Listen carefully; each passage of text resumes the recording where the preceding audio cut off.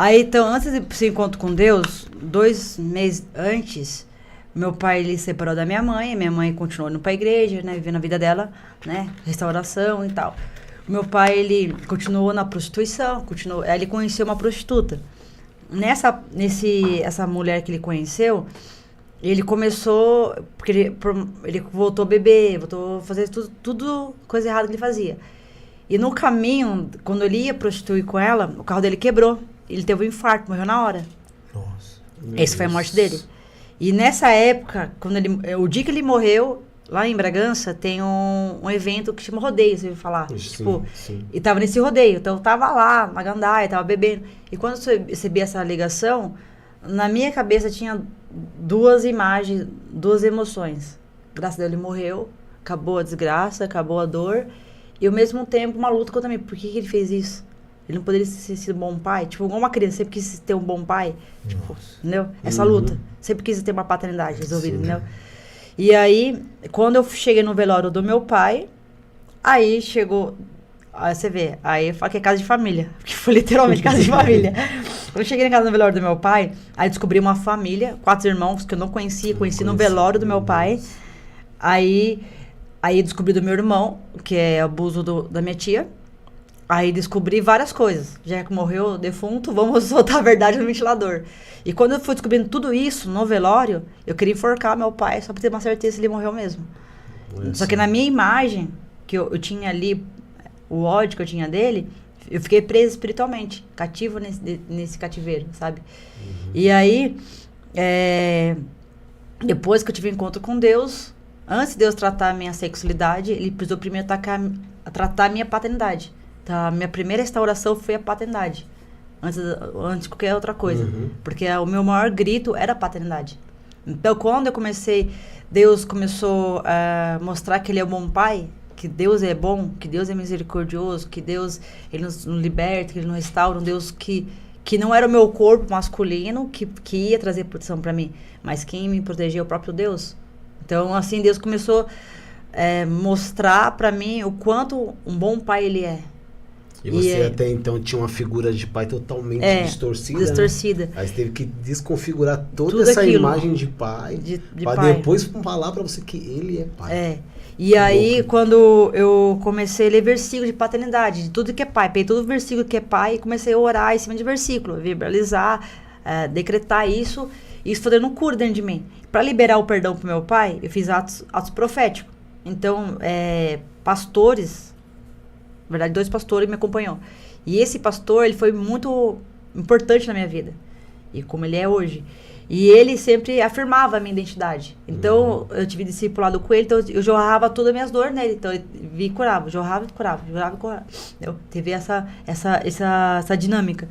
E aí, a última certeza que eu perdoei meu pai mesmo foi no evento que eu fui da Neuza Antioca, no Ágape. Então, eu fiz várias curas de libertação, mas nesse dia foi o dia mais, assim, real que eu tive com o mundo espiritual com Jesus, onde que realmente eu vi que estava preso em várias áreas da minha vida. Porque teve vários abusos sexuais na minha casa, não só com meu pai, mas outros tipos de abuso também, que teve que eu vi. Eu vi vários abusos, e aí, quando a Neuza Antioca ministrou a pregação Espírito Aprisionado, se você já ouviu, que você está assistindo aí, se quiser ver no canal no YouTube, coloca lá, Neuza Antioca, Espírito Aprisionado. Tem vários tipos de testemunho pra você entender, pra quem é leigo, entender o que eu tô falando, né? E aí, quando ela começou a contar o que acontece com os espíritos aprisionados, a legalidade e tal, e aí quando ela falou assim, no final da administração dela, ela falou assim, vamos marchar. Quem tiver aprisionado, não vai conseguir marchar. Se você não tá aprisionado, fica sentado. E eu sentei, sabe, tô de boa. Já tava 2 anos na igreja já, né? E nisso, os prisioneiros falaram assim, não, você tem que marchar. Só que quando eu comecei a marchar, eu não saía do lugar. E aí, era no salão e tal, e eu ouvi uma voz, perdoa o seu pai. O próprio Jesus apareceu pra mim ali. Só que eu tentava falar isso, travava a minha garganta. E hoje eu acompanho pessoas sobre o perdão, 2 por semana agora, fui ministrar na igreja, e 2 pessoas agora pegou e não consegue liberar o perdão, porque estão aprisionadas na situação que você não consegue liberar o perdão. Que o diabo, ele apisou na sua garganta. Ele põe uma mordaça, né? Pra você não liberar. Só que nisso eu tive uma visão. Aí, quando eu tive essa visão, eu vi no velório do meu pai. Aí, nisso, eu vi meu pai. Aí Jesus falou assim, libera o perdão pra ele. Precisa sair dessa prisão.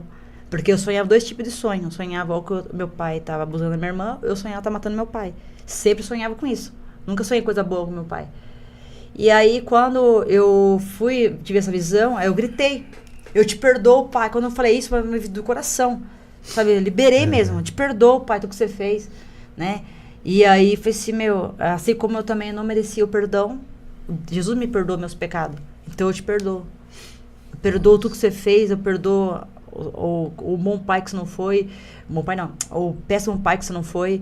Eu te perdoo o que você fez com a minha irmã, eu te perdoo o que você fez com a minha mãe, eu te perdoo, eu te libero no mundo espiritual. Eu te libero da minha vida. E eu comecei a jorrar. E nisso, quando eu comecei a jorrar, eu vi o próprio Jesus me carregando no colo. Agora sim, você perdoou ele. Então, porque o perdão, realmente, quando você vê que é real, você ter e não doer. Fica uma cicatriz, né? Uma marca. Tá ali, porque o perdoar, você não vai ter Alzheimer. Você vai lembrar, mas não vai doer. E se ainda dói e te machuca, ainda porque ainda precisa de cura, né? Nossa.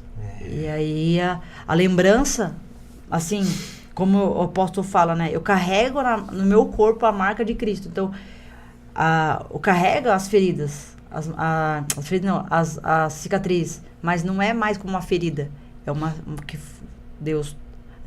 Jó fala, Jó 5,17, que Deus, ele é um Deus que abre nossas feridas, mas é um Deus que cura.